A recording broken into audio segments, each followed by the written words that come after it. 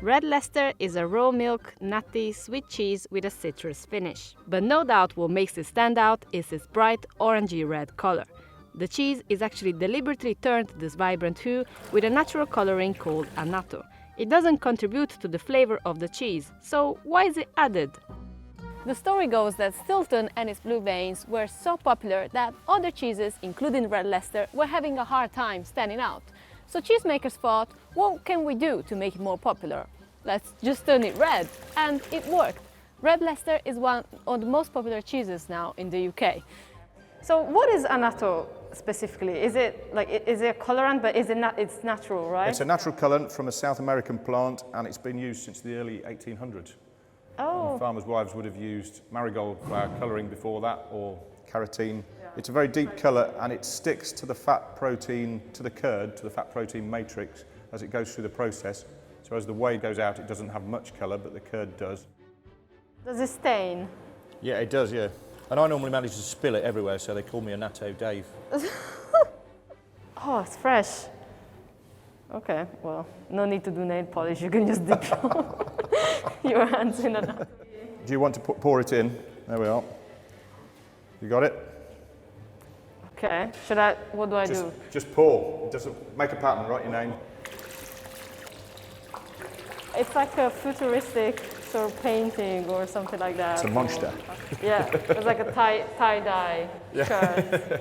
Right, I'm going to switch the paddles on, and then it will make an even more wonderful pattern then. Let's see. When the milk has curdled, Izzy and Craig here are in charge of cutting the curds until they reach the size of a pea. The curds still look a bit white, as the annatto hasn't fully stuck to them yet and is still swimming in the whey. 1 hour later, the whey is drained to reveal some very yellow curds. They are cut and cut and cut into blocks, with the color getting brighter and brighter each time. Oh my God, it's so yellow. It's like hurting my eyes a little bit. You need sunglasses on. Because you're like so close to it, and you know when you stare at the sun for a bit too long. It needs to stand out. Yeah. The curds are then milled and salted.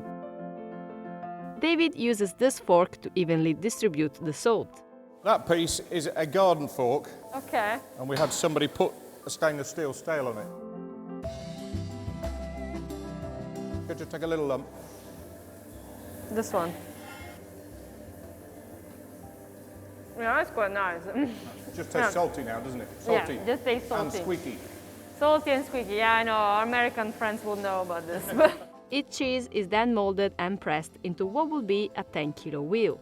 When the cheese is 2 days old, it is cloth-bound with lard, a traditional method that had been abandoned until very recently. A muslin cloth is dipped in a bain-marie of hot lard and then wrapped around the cheese.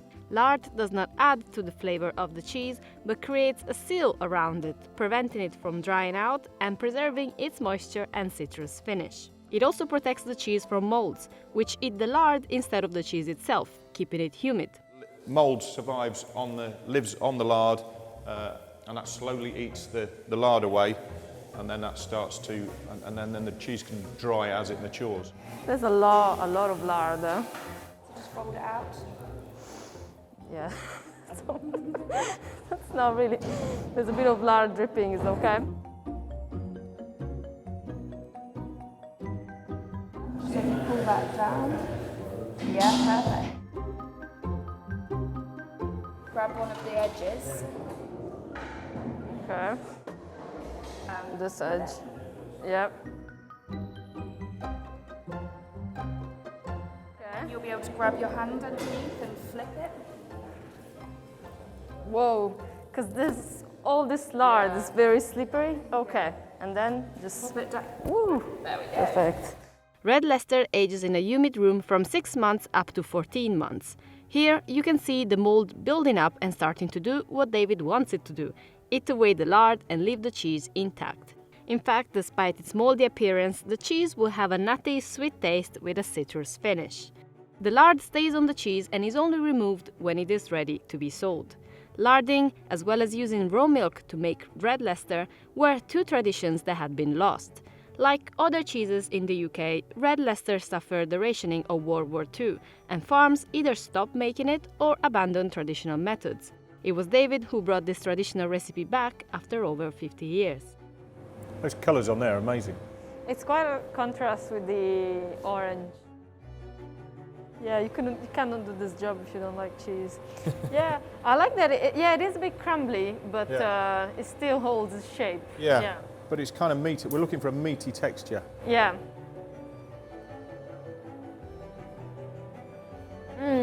Ooh. Yeah, I really like this combination of textures actually. It has a nice sharp flavor. Yeah, that's quite citrusy, that. So when you break a piece of red Leicester, it should just snap.